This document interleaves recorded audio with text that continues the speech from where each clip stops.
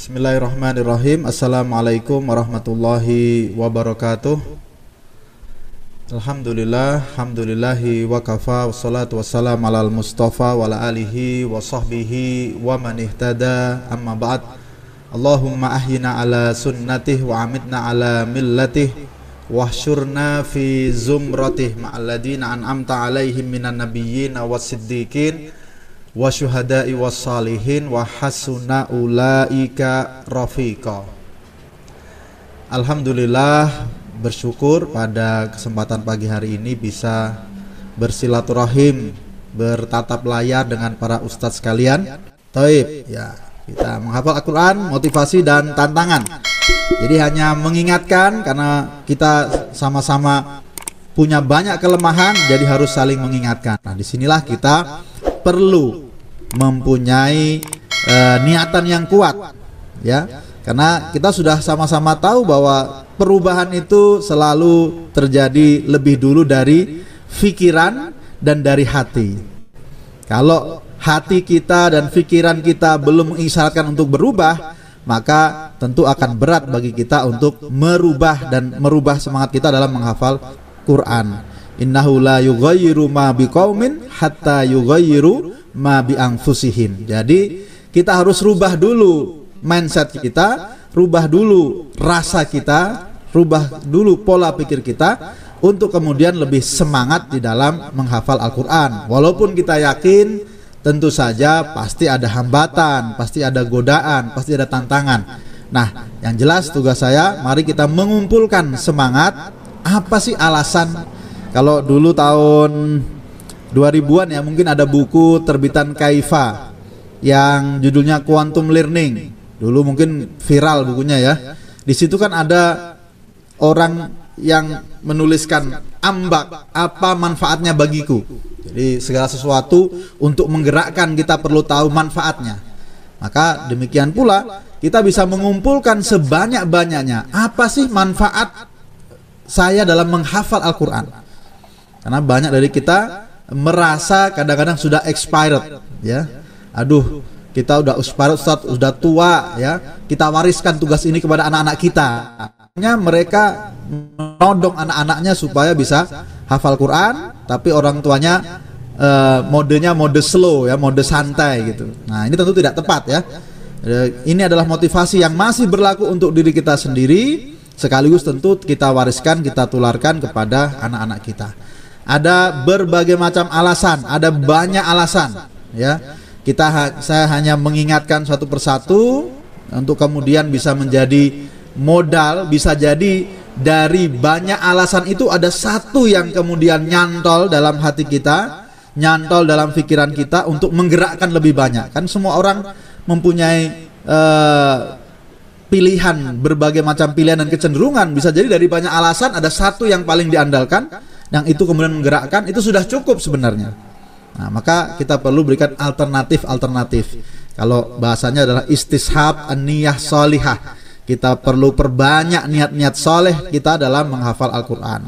Dan saya yakin ini juga bab bahasan yang beberapa kali sudah juga kita sering bahas sebelumnya tentu. Yang pertama, orang yang menghafal Quran itu auto disifati sebagai orang yang berilmu. Dan penyifatan ini jelas di dalam Al-Quran, ya, disebutkan di dalam surat Al-Ankabut ayat 49, dijelas disebutkan di surat ini, ya. Bal huwa ayatum bayyinatun fi suduril ladina utul ilma. Jadi Al-Quran itu adalah ayat-ayat sebagai penjelas, yang jelas, yang ada di dalam alladina utul ilma, orang-orang yang diberikan ilmu. Maka Al-Quran sendiri Allah Subhanahu wa taala menyifati orang-orang yang mempunyai Al-Quran dalam dadanya, orang-orang yang menghafal Quran, maka langsung disebut sebagai orang yang berilmu. Dan ini menunjukkan kita mendapatkan peluang kebaikan yang luar biasa. Nah, kita ingat derajat orang berilmu dalam surat Al-Mujadilah atau Al-Mujadalah, ya. Yarfa'illahu alladina amanu minkum walladina utul ilma darajat. Begitu kita masuk, begitu kita menghafal Quran, kemudian kita menjadi orang yang berilmu, berarti kita juga berharap kita masuk dalam mereka yang Allah tinggikan derajatnya dalam surat Al-Mujadilah. Kan dikatakan darajat, itu kalau kita menggunakan persepsi bahasa Indonesia, artinya kalau plural, jamak, hanya kita artikan Allah meninggikan derajat orang-orang beriman dan berilmu di antara kamu, darajat beberapa tingkatan. Nah, ini sepertinya minimalis kalau kita menafsirkan atau menerjemahkan apa adanya seperti itu. Maka darajat itu adalah bentuk jamak plural yang bukan hanya beberapa. Karena kalau kata beberapa dalam bahasa Indonesia, itu kalau kita misalnya dalam masjid ada beberapa orang iktikaf, itu asumsi kita pasti nggak banyak-banyak, ya, paling 3, paling 5, pakai 6, berapa. Padahal perbedaan antara orang-orang berilmu ini dengan orang-orang awam itu tingkatannya banyak sekali. Tingkatan antara ulama dengan orang awam itu ada 700 tingkatan bedanya. Di setiap tingkatan perjalanan 500 tahun perjalanan. Nah, bingung gitu ya. Tinggal dikalikan aja, silahkan ya Bapak Ibu, tinggal dikalikan 700 kali 500 tahun perjalanan. Itu tingkatan orang berilmu, ulama, dibandingkan dengan orang awam. Nah, inilah yang saya katakan, inilah peluang kita. Kalau kita mau naik derajat dengan signifikan, salah satunya ternyata dengan kita berusaha memasukkan ayat-ayat Al-Quran dalam hati kita, fi sudur, sehingga kita juga bisa disifati sebagai alladzina utul ilma, sebagai orang-orang yang berilmu, yang diberikan ilmu. Jadi kita menghafal Quran, sesungguhnya itu proses untuk kita meningkatkan derajat dan menjadi disifati sebagai orang yang berilmu. Kemudian yang berikutnya adalah dengan kita menghafal Quran, tentu saja kita mendapatkan kemuliaan ahlullah. Inna lillahi ahlina minan nas, bahwa Allah Subhanahu wa taala mempunyai keluarga dari manusia. Di antara manusia, itu dimaksud keluarga di sini adalah menjadikan kemuliaan dan kedudukan sendiri di sisi Allah Subhanahu wa taala. Sehingga ditanya, "Manhum ya Rasulullah?" Para sahabat bertanya, "Siapa mereka?" Ternyata dikatakan ahlul Quran. Dalam penjelasannya selalu diingatkan ya, bahwa yang disebut ahlul Quran itu syarat dia menjalankan, mengamalkan Al-Quran. Itu sudah, saya kira sudah satu paket lah. Kita tidak sedang memisah-misahkan ya. Walaupun memang dalam beberapa hadis itu selalu ada pemisahan. Misalnya Rasulullah SAW ya, mengingatkan kita, "Faqihun wahid asyaddu ala syaiton min alfi abid." Satu orang fakih yang berilmu lebih ditakuti syaitan daripada 1000 orang abid. Nah, begitu kita tahu abid di sini bukan hanya ahli ibadah, tapi ternyata ahli ibadah yang tidak berilmu tentunya. Jadi ahli ibadah yang tidak berilmu itu baru beda dengan fakih, orang yang berilmu. Maka ketika kita bicara ahlul Quran, harus kita langsung pahami di sini adalah ahlul Quran yang juga mengilmui Al-Quran. Maka siapa yang ingin bergabung menjadi komunitas orang-orang pilihan Allah Subhanahu wa taala, bahkan dimuliakan dengan sebutan keluarga Allah, maka kita hendaknya bergabung dengan mereka yang menjadi ahlul Quran. Kemudian juga tentu saja yang menarik adalah, dan sering kita dimotivasi dengan bagian yang ini ya, betapa orang yang menghafal Quran dikatakan nanti di akhirat untuk mencari sendiri tingkatan surga yang paling tinggi, tingkatan surga sesuai dengan dia kemampuan menghafalkan Qur'annya, sesuai dengan berapa banyak dia menghafal Qur'annya. Dikatakan Iqra wartaki warattil kama kunta turattil fid dunya fa inna manzilataka inda akhir ayah taqra'uha. Ini jelas ya. Dikatakan kepada pemilik Al-Qur'an, bacalah dan naiklah, karena sebagaimana engkau membaca secara tartil di dunia, karena nanti kedudukanmu di akhir ayat yang engkau baca. Nah, ini menarik ya. Ibnu Hajar mengatakan yang disebut sahibul Quran di sini adalah mereka man yahfaduhu an dhahril ghaib la biman yaqra, khusus pada para penghafal Quran. Jadi hadis ini berlaku yang minta tingkatan yang paling tinggi, silahkan naik sesuai dengan hafalan yang engkau punya. Ibnu Hajar Al-Haytami membatasi. Jadi ini agak eksklusif ya. Ini untuk yang menghafal Quran, bukan yang membaca. Lah, kok bisa? Nah, logikanya sederhana. Logikanya sederhana. Kenapa kok ini khusus bagi yang menghafal Quran? Sederhana. Karena di akhirat nggak pakai mushaf kita. Jadi yang bisa naik terus ya yang menghafal itu. Yang pakai mushaf nggak bisa kita order mushaf nanti ya di akhirat. Jadi ini khusus bagi yang menghafal. Maka kita hafalkan banyak-banyak dan insya Allah akan mendapatkan derajat surga yang lebih tinggi. Jadi logikanya sederhana. Karena di akhirat nggak ada mushaf. Jadi atau setidaknya dalam masa itu ya yang menjadi standar tingkatan kedudukan adalah hafalan Quran, tidak membaca. Nah, ini eksklusif ini. Ya, walaupun tentu kita berharap ya hafal berapapun ya naik surga, dan surga tentu mendapatkan keutamaan dan nikmat yang luar biasa di tingkat berapapun. Surga di tingkat berapapun namanya surga, tetap nikmat, tetap mulia. Tapi yang menjadi masalah, kita itu makruh meminta surga yang pas-pasan, nggak boleh. Maka Rasulullah SAW mengatakan, wa idza sa'altum is'al firdausal a'la minal jannah. Kalau engkau meminta surga, mintalah surga yang paling tinggi, surga Firdaus. Jadi kalau kita ingin naik surga dengan hafalan kita, ya memang harus kita optimalkan.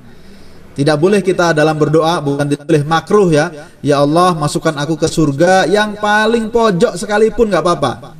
Tidak boleh, dan itu makruh karena kita sedang meminta kepada Allah Subhanahu wa taala yang Maha Kaya, wa huwa ala kulli syai'in qadir. Jadi di sini jangan kemudian kita mungkin udahlah Ustadz, saya juz 2930 nggak apa-apa, saya yakin surga 2930 sudah sangat membahagiakan. Enggak ya, kita harus bersemangat untuk naik terus ya, sampai ya hafalan kita. Kemudian juga kita mendapatkan nanti bersama malaikat mulia. Di sini tentu bisa jadi naik ke surganya didampingi oleh malaikat ini ya. Bisa jadi juga mendapatkan pendampingan dari malaikat. Siapa mereka? Dikatakan masalul ladzi yaqra'ul Qur'an wa huwa hafidun lahu. Jadi ada keterangannya lagi. Siapa yang membaca Al-Qur'an dan menghafalkannya, maka ma'as safaratil kiramil bararah. Ya, bersama malaikat mendapatkan kedudukan yang mulia. Jadi kita ini memang ya mencari kedudukan yang terbaik di akhirat nanti. Jangan kalah dengan Robi'ah bin Ka'ab al-Aslami, seorang pemuda yang sehari-hari sebenarnya pekerjaannya sederhana, yaitu menyiapkan air wudhu Rasulullah SAW. Tapi begitu ditanya mau apa, beliau meminta murafaqataka fil jannah. Ya Rasulullah, murafaqataka fil jannah. Aku ingin bersamamu di surga, satu level berarti. Padahal kalau namanya Nabi itu tentu kedudukannya, apalagi Rasulullah SAW kedudukannya tertinggi. Maka kita juga bisa punya semangat yang sama dengan hafalan Quran kita bisa mendapatkan keutamaan didampingi dan bersama dengan malaikat. Jadi menguatkan semangat kita di dalam menghafal Al-Quran. Kemudian juga, nah ini yang kaitan dengan dunia nih. Kalau tadi akhirat terus Ustadz, di dunia masa nggak ada itu ya? Di dunia ada juga fasilitasnya. Yang jelas, yang pertama adalah diprioritaskan dalam banyak hal. Yang pertama tentu dalam masalah mengimami sholat, ya. Jelas dikatakan dalam hadis, ya ummul qauma aqra'uhum likitabillah. Yang paling pantas menjadi imam, yang paling banyak hafalan Qur'annya. Dan ini kan terbukti ya, bagaimana di bulan. Tapi ya memang secara aplikasi di Ramadan ini ya tergantung makmumnya ya. Kalau menurut makmum, yang paling pantas jadi imam adalah yang paling rahim terhadap para makmum gitu ya. Itu yang kalau versi hari ini ya. Kita lihat bagaimana Utsman bin Affan, beliau kalau tarawih itu, paket tarawih beliau itu surat Al-Baqarah. Paket tarawih 11 rakaat beliau. Itu berarti ya sekitar 2,5 juz ya, dibagi dalam 11 rakaat. Itu mutawasid lah itu. Nah, kalau kita jangankan Al-Baqarah, mungkin orang Al-Bayyinah saja sudah baca makmum yang batuk-batuk ya. Tapi sekali lagi pada dasarnya memang untuk pilihan jadi imam adalah mereka yang punya banyak hafalan. Dan saya yakin lah ya, kalau hafal juz 2930 sudah layak jadi imam di mana-mana insyaallah. Sudah bisa jadi modal imam qiyamul lail, sudah bisa jadi modal imam tarawih, dan jelas tentu imam bagi di keluarganya sendiri ya. Kalau seperti kemarin pas pandemi banyak yang komplain ya, ketika sholat tarawih di rumah masing-masing sudah pada bosen dengan surat Al-Ikhlas ya. Nah, itu jadilah itu kita menjadi semangat kita untuk menghafal, salah satunya ketika kita menjadi imam. Kemudian juga dalam musyawarah dan pendapat, menjadi anggota legislatif, menjadi majelis syura, menjadi dewan pertimbangan, apapun. Dulu Umar bin Khattab menjadikan mereka al-qurra sebagai ashabu majelis Umar. Umar bin Khattab kan kita tahu beliau mempunyai majelis syura, Umar bin Abdul Aziz juga mempunyai majelis syura, dan di dalamnya itu ada penghafal Quran yang menarik, tidak peduli masih muda apalagi sudah tua. Jadi masih muda kalau dia hafal Quran masuk dalam majelis musyawarah ini. Jadi kan ini menunjukkan seperti sebagaimana tadi di dalam awal penyampaian ini ya, bahwa orang yang menghafal Quran itu sudah dianggap menjadi bagian dari orang yang berilmu, maka pendapat-pendapatnya kemudian bisa juga untuk dipertimbangkan. Nah ini, dan kita tahu Umar bin Khattab ya sangat selektif, dan beliau menjadikan anak-anak muda sekalipun tetap menjadi bagian dari majelis syura beliau. Kemudian dalam kepemimpinan, ini nanti ada lagi juga keterangan yang lain ya. Jadi pernah Rasulullah SAW mengatakan kepada Umarah, entah ketika itu Umarah mengusulkan yang lain atau bagaimana, yang jelas panji Bani Najjar diserahkan kepada Zaid bin Sabit dengan mengatakan la walakin al-Quran muqaddam wa Zaid aksaru akhdan minkal Quran, minka lil Quran. Enggak, ini panjinya ini kita kasihkan kepada Zaid bin Sabit. Kenapa? Karena Al-Quran kita dahulukan, dan Zaid itu lebih banyak hafalan Qur'annya dari Anda.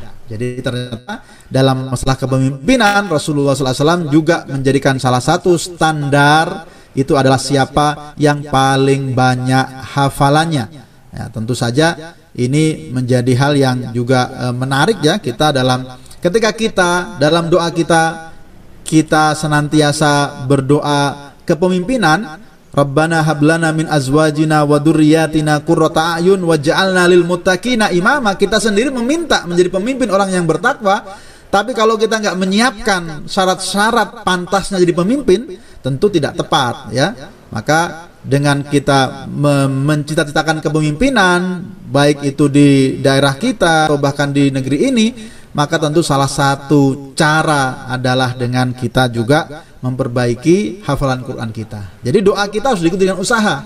Doanya jadi pemimpin, tapi ikhtiar menghafalnya nggak jalan. Nah itu tidak tepat. Doa kita waj'alna lil muttaqina imama, menjadi pemimpin, maka OTW jadi pemimpin berarti kita juga harus menguatkan dari sisi hafalan Al-Quran. Kok bisa Ustadz? Sederhana. Biasanya kalau jadi pemimpin nanti juga disuruh ngimami sholat ya kan? Kalau jadi wali kota, jadi gubernur, nanti disuruh ngimami sholat. Ya, itu juga salah satu tentu cara kita untuk menguatkan hafalan. Apalagi dalam masalah penguburan, tentu ini satu kasus ya, ketika pada waktu itu Rasulullah SAW di syuhada Uhud dimasukkan dalam liang lahat dua orang, apalagi yang bersaudara.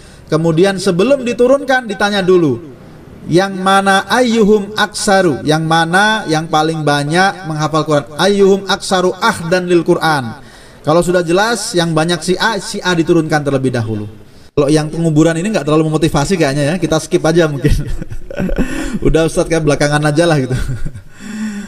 Kemudian motivasi yang berikutnya yaitu dipasangkan mahkota. Nah ini yang paling sering dan hadisnya sebenarnya sahih ya, hadis riwayat Imam Ahmad, bahwa nanti pada hari kiamat Al-Quran itu menjelma, menemani dan kemudian melayani kita dan mengatakan dan memberikan banyak hal karena kita menghafal dan dekat terhadap Al-Quran. Salah satunya adalah yaitu diletakkan mahkota di kepala kita, wa yudau ala ra'si tajul waqar, dan kemudian bahkan wa yuksa walidahu hullatain, dan kemudian kedua orang tuanya diberikan pakaian jubah yang sama sekali tidak pernah dikenal oleh penduduk dunia. Jadi satu pakaian kehormatan yang luar biasa. Bahkan jelas ditanya, ya, bima kusina hadi, kenapa kami diberikan pakaian yang seindah ini?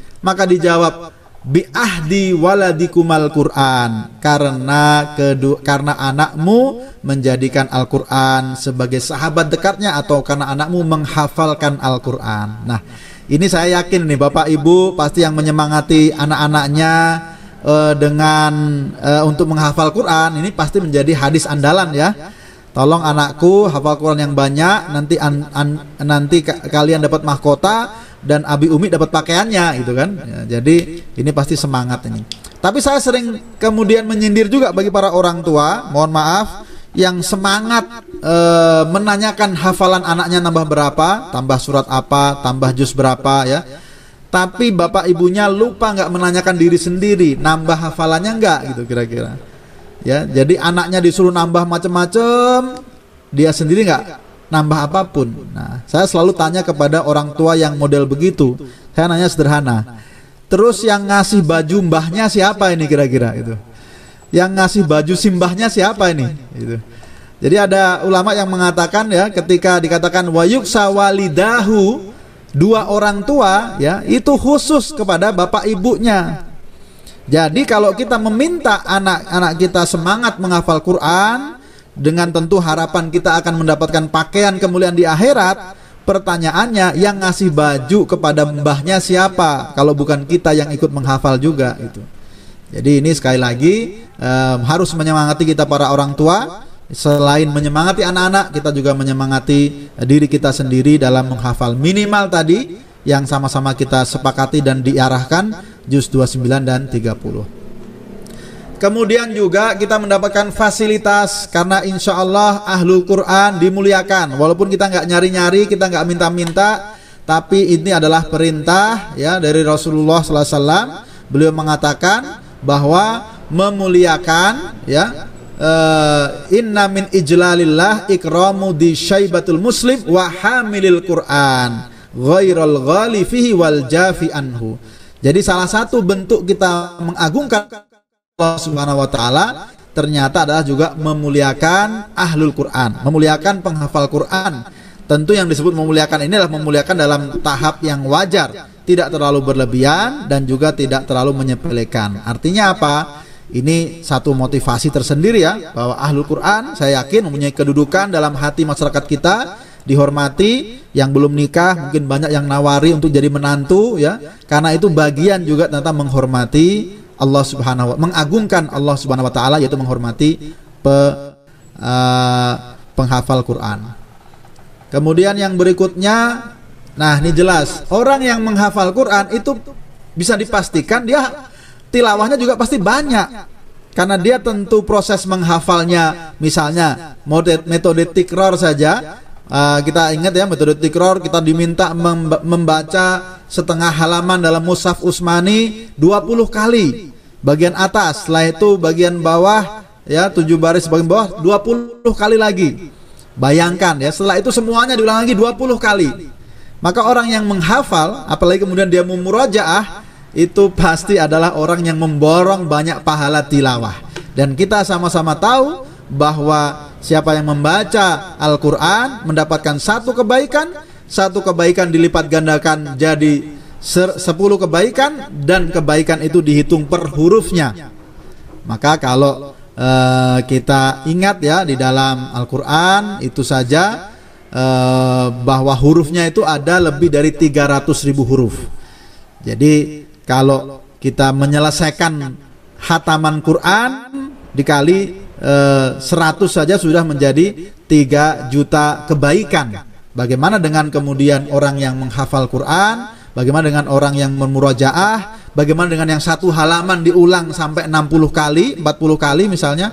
Maka sekali lagi kita yakin bahwa dalam Ramadan ini apalagi orang yang menghafalkan Quran itulah orang yang menang banyak. Orang yang banyak karena apa? Karena itu pasti banyak tilawahnya. Jadi kita mungkin ya motivasinya nggak susah-susah lah. Motivasinya apa? Kita pengen tilawah yang paling semangat, paling intensif. Ya dengan menghafal Quran, salah satu caranya itu. Kemudian yang berikutnya jelas mendapatkan royalti pahala kalau kita mengajarkan. Nah biasanya orang kalau menghafal Quran, lalu dia kemudian semangat juga untuk mengajarkan ke yang lain, maka berlaku royalti pahala pasif pahala ya. Dikatakan man 'allama ayatan min kitabillah azza wa jalla kana lahu sawabuhu. Jadi siapa yang mengajarkan satu ayat saja, kemudian ayat itu dia akan mendapatkan pahala terus selama ayat itu dibaca. Nah, bisa dibayangkan kalau kita mengajarkan Al-Qur'an ya kepada orang yang juga semangat menghafal Quran. Maka setiap kali orang itu tilawah dan murojaah, setiap kali itu pahala juga kita dapatkan. Jadi ini sama-sama kita mengajarkan, kita mempunyai hafalan Quran, lalu kita mengajarkan anak-anak kita untuk menghafalkan Quran. Ternyata setiap satu ayatnya itu juga mendatangkan royalti pahala kepada kita.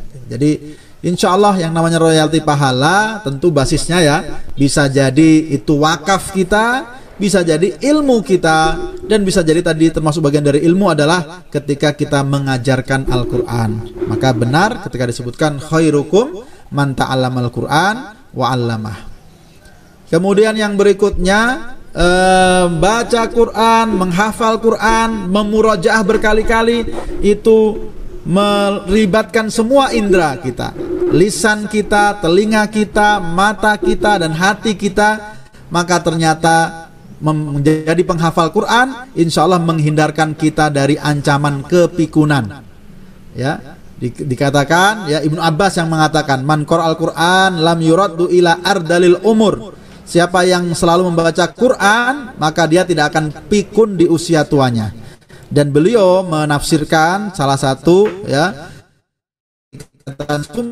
rodatnahu asfala safilin illal ladina amanu. Beliau mengatakan di sini adalah kami kembalikan dia menjadi pikun kecuali orang-orang yang beriman. Ditafsirkan orang-orang yang membaca Al-Quran. Dan Syekh Singkiti dalam tafsirnya Adwaul Quran mengatakan sudah sama-sama dipahami, orang-orang sudah sama-sama mengetahui bahwa mereka hafidh kitabillah al-mudawim yang senantiasa yang menghafal Quran, senantiasa membaca Quran, itu tidak terkena penyakit pikun atau Alzheimer atau hal-hal yang semacam itu.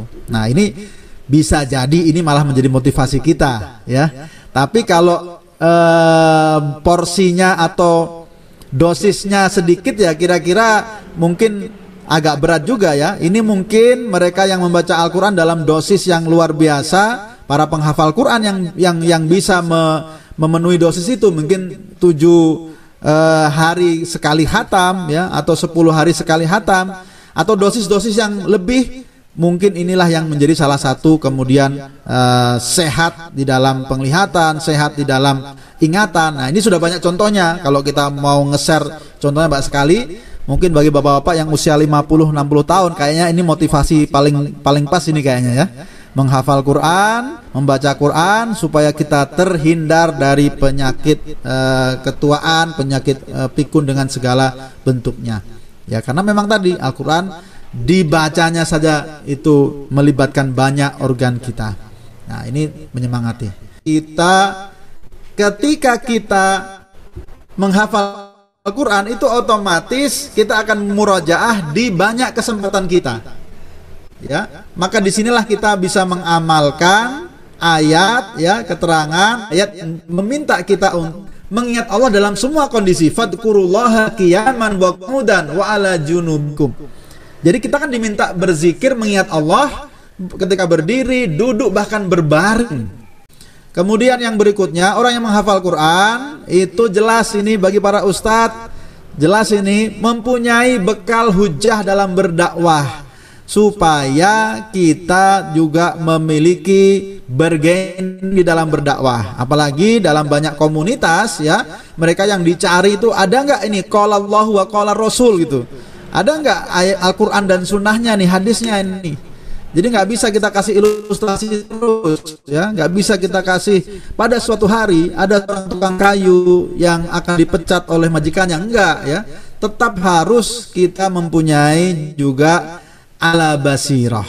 Ya, kul hadi sabili ad'u ilallahi ala basirah. Maka artinya apa? Setiap kali kita berdakwah, dengan kita punya hafalan Quran, dengan kita punya cukup hafalan Quran dan tentu saja hadis, itu menjadi dakwah kita insya Allah semakin mudah diterima, atau setidaknya juga akan diterima oleh banyak kalangan. Menghafal Quran juga insya Allah menjadikan sebab keridhaan Allah Subhanahu Wa Taala. Al-Quran yang akan memperjuangkan. Jadi pada hari kiamat nanti dikatakan Al-Quran akan datang dan meminta kepada Allah Subhanahu Wa Taala meridhoi kita. Ya Rabbi, di anhu fayardo. Maka kemudian kita ridhoi oleh Allah Subhanahu Wa Taala dengan kita dekat dan hafal dengan Al-Quran. Jadi hadis riwayat At-Tirmizi ini melengkapi hadis tadi bahwa para penghafal Quran, orang yang dekat dengan Quran, sahibul Quran, hamilul Quran, itu nanti akan naik ke tingkat derajat yang tinggi sesuai dengan apa yang didapatkannya dari hafalan Qurannya di dunia. Kemudian yang berikutnya menjadi sebab keselamatan di dunia. Nah, kok bisa? Nah, ini kita mengambil mengkiaskan ini ya. Ini mengkiaskan dengan yang sama-sama kita hafal ya. Yang Rasulullah SAW jelas-jelas mengatakan siapa yang hafal, man hafidha asyra ayatin min awali suratil kahfi usima minad dajjal. Jadi hadis riwayat Muslim, ada yang mengatakan ini 10 awal, ada yang mengatakan 10 akhir. Jadi siapa yang hafal 10 ayat surat Al-Kahfi, maka akan diselamatkan dari Dajjal. Jadi memakai analog sederhana, Dajjal itu sudah gangguan yang sangat besar, luar biasa, kerusakan yang sangat hebat. Ternyata dengan menghafal 10 ayat surat Al-Kahfi itu bisa dan dijamin oleh Rasulullah SAW. Lalu pertanyaannya, bagaimana yang menghafal Al-Quran semuanya gitu? Ya, maka dengan logika sederhana berarti akan lebih dijaga dari banyak kerusakan-kerusakan lainnya. Maka inilah yang kemudian ketika kita menjadi penghafal Quran, ya, kita bisa lihat menghafal 10 ayat surat Al-Kahfi saja diselamatkan dari jadi Dajjal, fitnah Dajjal yang merupakan ikon kerusakan terburuk nanti di akhir zaman.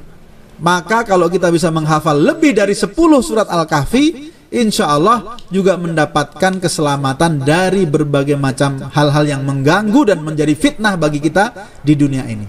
Nah, ini jadi ketika kita juga mencari selamat dengan menghafalkan Quran, mana dalilnya? Dalilnya dari surat Al-Kahfi ini. Jadi kias dari surat Al-Kahfi ini.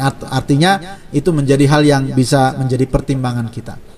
Kemudian juga bukan hanya di akhirat, tentu saja selamat dari bukan hanya di dunia, juga akan selamat di akhirat. Berdasarkan hadis Rasulullah SAW diriwayatkan oleh At-Tabrani, dihasankan oleh Syekh Albani, beliau mengatakan lau jumi'al Qur'an fi ihabin ma ahraqahullahu binnar. Sekiranya Al-Qur'an itu dihimpun, dituliskan dalam satu kulit ya, kemudian dilemparkan ke neraka, niscaya tidak akan terbakar. Nah, di sini jadi banyak para ulama menafsirkan atau memahami hadis ini adalah maknanya para penghafal Quran itu kan berarti dia menyatukan Al-Quran dengan kulitnya, dengan jiwanya, dengan hatinya dan kulitnya juga. Maka dikatakan oleh Ibnul Jauzi maknanya adalah hafidul Quran mumtani minan nar. Penghafal Quran itu dijaga, dilindungi dari api neraka. Jadi ini yang menjadikan jadi ini juga menggunakan semacam kias juga ya. Kalau kulit saja yang ditulusi Al-Quran misalnya itu dilemparkan ke neraka tidak terbakar, maka bagaimana dengan kulit manusia yang menghafalkan Quran itu. Jadi insya Allah salah satu semangat kita dan sebab kita untuk semangat menghafal adalah supaya kulit kita ternyata tidak tersentuh dan diselamatkan Allah dari api neraka. Kemudian yang berikutnya kepemimpinan. Ini jelas tadi sudah ada dan ini melengkapi lagi. Di dunia dimuliakan. Jadi ketika itu Umar bin Khattab pernah melakukan kalau bahasa kita sekarang ya, turun ke lapangan, bertemu dengan gubernur Makkah, lalu kemudian bertanya, siapa yang engkau angkat di daerah Wadi Mekah. Ini kayaknya gubernur ditanya, siapa yang kamu angkat jadi wali kotanya, kira-kira begitu ya. Kalau nggak wali kota, camatnya. Maka ditanyakan Ibnu Abza. Nah, Umar nggak kenal itu. Siapa dia Ibnu Abza? Dia adalah mantan budak-budak kami dia. Dia budak-budak kami dulu, sudah kita merdekakan, sudah bebas. Lalu ditanya, "Kenapa engkau mengangkat seorang budak?" Maka dijawab, karena dia punya hafalan Quran, dia penghafal Quran, dan dia pandai juga dalam masalah faraid atau ilmu waris. Nah, disinilah terkenal ungkapan bagaimana Umar bin Khattab meriwayatkan hadis dari Rasulullah SAW, di mana Rasulullah mengatakan, Innallaha yarfa'u bihadal kitab aqwaman wa yada'u bihi akharin. Sesungguhnya Allah Subhanahu wa taala akan mengangkat derajat dengan Al-Qur'an ini satu kaum dan akan merendahkannya juga kaum yang lain. Jadi di sini jelas ada seorang mantan budak ternyata dipercaya untuk menjadi pemimpin di Mekah, menjadi salah satu pemimpin di Mekah, entah itu wali kotanya atau camatnya. Ternyata pertimbangannya adalah karena dia menghafal Quran, karena dia alimun bil faraid, mengetahui hukum-hukum waris. Jadi sangat dekat kepemimpinan dengan Al-Quran.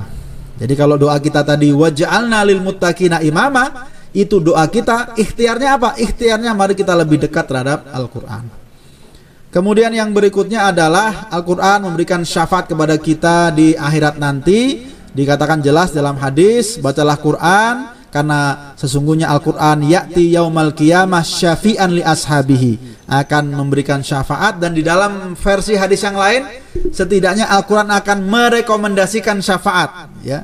Jadi Al-Quran akan memperjuangkan, menjadi pengacara kita, sebagaimana tadi dalam hadis tentang Al-Quran wasiyam, ya. Al-Quran mengatakan kepada Allah Subhanahu wa taala, "Ya Rabb, wahai Tuhanku, aku sudah mencegahnya dari tidur di malam hari, maka berikan syafaat kepadanya." Nah, ini menunjukkan ya bahwa kalau kita baca Al-Quran dengan qiyamul lail itu satu paket. Kita qiyamul lail dan baca Quran, itu para sahabat itu kan biasanya begitu. Seperti Imam Al-Bukhari, beliau tarawihnya itu setiap malam 10 juz. Maka setiap 3 hari beliau khatam Al-Quran. Nah, kenapa? Karena di dalam qiyamul lailnya beliau membaca Al-Quran itu. Jadi dapat paket, ya, dapat paket lengkap itu. Maka mendapatkan syafaat. Kemudian yang menarik adalah kalau kita menghafal Quran dan membacanya siang dan malam, itu jadi idola, insya Allah. Idola keteladanan orang ngiri, tapi ngirinya produktif, namanya ghibthah. Sebagaimana hadis, la hasad illa fi isnain, rajulun atahullahul Quran fahuwa yatluhu ana al-lail, ya. Jadi tidak boleh hasad kecuali kepada 2 orang. Satu yaitu orang yang Allah berikan Quran, kemudian membacanya siang dan malam. Jadi benar para hafidz Quran jadi idola, ya. Sekarang sudah banyak ya idola-idola remaja dari para penghafal Quran, ya. Mereka benar-benar ini tentu dalam konteks idola keteladanan, di mana kemudian anak-anak kita juga bersemangat tuh, ya. Ada Ustadz Fulan, dia semangat menghafal Quran dan bisa selesai Al-Quran, tapi nggak kemudian kehilangan dalam bahasa anak muda kita, nggak kemudian kehilangan kegaulnya, ya. Bisa juga gaul, bisa juga santai, bisa juga melakukan banyak hobi dan aktivitas macam-macam. Itu juga salah satu, ya. Jadi betapa kalau orang tadi menghafal Quran sebenarnya layak untuk jadi idola. Idola dalam konteks apa? Akan orang menjadi iri, tapi iri yang produktif, ingin mengikuti. Maka kalau kita menghafal Quran, anak-anak kita menghafal Quran, tentu pada saatnya kita juga punya beban. Ketika jadi idola misalnya, kita punya beban untuk membuktikan bahwa hanya kebaikan-kebaikan saja yang kita inspirasikan. Kemudian menjadi alternatif mahar. Kayaknya ini yang ditunggu-tunggu dari tadi, ya. Jadi menghafal Quran ini kalau kepepet bisa jadi alternatif mahar, sebagaimana kejadian pada masa Rasulullah SAW. Rasulullah ketika itu kan kejadiannya panjang, ya. Ada seorang wanita ingin melamar Rasulullah, meminta dinikahi, Rasulullah menolak, tapi Rasulullah ngasih solusi, ya sudah nikah sama ini saja, gitu. Yang mau dinikahkan laki-lakinya ditanya, punya cincin besi pun nggak ada cincin besi. Ditanya punya harta nggak ada, akhirnya terakhir ditanya, apakah punya hafalan Al-Quran? Dijawab, oh ada ya Rasulullah. Dikatakan, mada ma'aka minal Quran, apa yang kau punya dari Al-Quran? Wah, saya hafal surah ini, surat ini, dihitung nih. Jadi ada surat kada, wa surat kada. Jadi hafalannya kayaknya bukan 2930 ini. Kalau 2930 kayaknya Rasulullah nolak mungkin ini, ya. Kayaknya lebih nih mungkin ya. Jadi di hafalannya agak banyak ini. Maka dikatakan ataqrauna an dhahril ghaib. Apakah benar engkau menghafal ini? Benar ya Rasulullah. Idhab faqad malaktukaha bima ma'aka minal Qur'an. Oke, deal clear ya. Sudah, sekarang pergilah, saya sudah nikahkan kamu dengan mahar Al-Qur'an yang engkau miliki. Jadi ini ternyata menjadi salah satu kunci. Tapi sekali lagi ya, ini kunci kalau kepepet ya. Kalau namanya mahar ya diusahakan bisa yang bernilai dari sisi keuangan, harta ya. Jadi bisa juga lah ya, kalau mahar berupa hafalan itu bisa menjadi mahar tambahan, boleh-boleh juga. Ini kalau kepepet saja ya. Kemudian berikutnya yang ke-20, bagaimana kalau kita menghafal Quran Bapak Ibu sekalian, sebenarnya kita sedang menjadi bukti otentik tentang kebenaran Al-Quran, bahwa Al-Quran itu mudah. Walaqad yassarnal Qur'ana lidzikri fahal mim mudzakir. Imam Al-Qurtubi mengatakan yang dimaksud di sini adalah sudah kami mudahkan untuk menghafal dan kami bantu orang yang bersemangat menghafal akan ditolong oleh Allah Subhanahu wa taala. Jadi kalau kita menghafal Quran dan kemudian kita merasakan kemudahan itu, insya Allah sebenarnya kita sedang menjadi bukti, oh benar ya. Dan ini kan sebenarnya sudah dengan mudah kita temukan ya. Ada anak kecil ya, ada orang yang paling sudah tua. Anak kecil sudah tua bisa menghafal Quran, maka insya Allah kita juga bisa menjadi salah satu bukti itu. Tapi ada yang mengatakan, Ustadz, menghafal Quran itu memang mudah katanya. Iya betul mudah, tapi butuh telaten dan kesabaran, terutama dalam murojaah. Nah yang susah itu sabarnya itu. Nah ini yang repot ini kalau dibolak-balik seperti ini. Tapi intinya kalau kita menghafal Quran, sejatinya kita menjadi bukti kemudahan Al-Quran. Kemudian berikutnya, ketika kita menghafal Quran, sebenarnya kita sedang mengikuti langkah salaf di dalam mengilmui Al-Quran. Artinya apa? Menuntut ilmu itu ada tahapannya. Yang pertama adalah menghafal kitabullah dan memahaminya. Nah inilah yang saya sering pesankan ya. Semangat menghafal Quran dan semangat mengingatkan anak-anak kita hafal Quran itu sebenarnya adalah semangat menapaki langkah pertama dalam samudra luas tafakuh fiddin. Makanya para bapak, para ibu-ibu, jangan hanya cukupkan dengan hafal berapa juz, jangan itu menjadi standar kesalihan, karena standar kesalihan itulah khairun nas anfa'hum linnas. Sekali lagi, jadikan itu adalah langkah awal untuk kemudian mengarungi samudra tafakuh fiddin. Jangan hanya puas dengan hafal berapa, tetapi kemudian ini adalah langkah kami untuk bisa bertafakuh fiddin. Karena kalau kita tafakuh fiddin, man yuridullahu bi khairan yufaqihu fiddin. Allah akan memberikan kebaikan-kebaikan selama kita bersemangat dalam tafakuh fiddin. Kemudian dengan hafal Quran, maka dikatakan orang yang menghafal 10 surat pertama dari Al-Quran saja oleh Rasulullah dikatakan habrun. Habrun itu artinya alim, orang yang berilmu. Dan sudah banyak hal-hal yang bisa kita pilih mana yang paling menyemangati diri kita untuk kemudian lebih intensif semangat dalam menghafal Quran. Dan setelah itu kita punya tantangan. Kita sudah diingatkan oleh Rasulullah SAW atau di dalam ayat surat Al-Furqan ayat 30, wa qala ar-rasul ya rabbi inna qaumi ittakhadhu hadzal qur'ana mahjura. Yang disebutkan dengan mahjura itu banyak hal, termasuk menghafalkan. Bahwa menghafalkan itu adalah langkah pertama. Setelah itu langkah awal-awal. Setelah itu kita berusaha untuk mentadaburi, memahami dan mengajarkan, dan tentu saja untuk mengamalkan.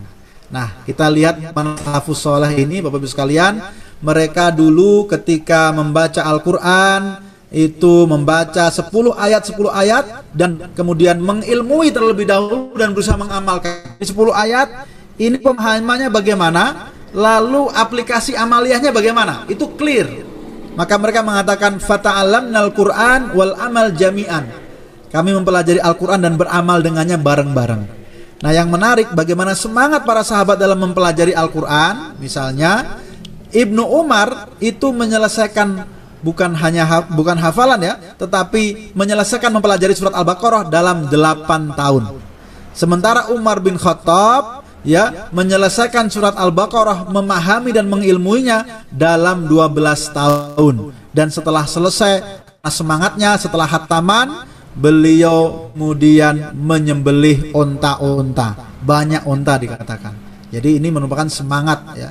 Apalagi kalau bidang aplikasi dalam kehidupan, jelas ya, jangan sampai kita kena sindiran atakmurunan nasa bil birri wa tansawna anfusakum wa antum tatlunal kitab. Jadi wa antum tatlunal kitab. Jangan sampai kita mendapatkan sindiran yang keras ini, yaitu menyuruh orang berdakwah membaca Quran tapi tidak mengaplikasikannya.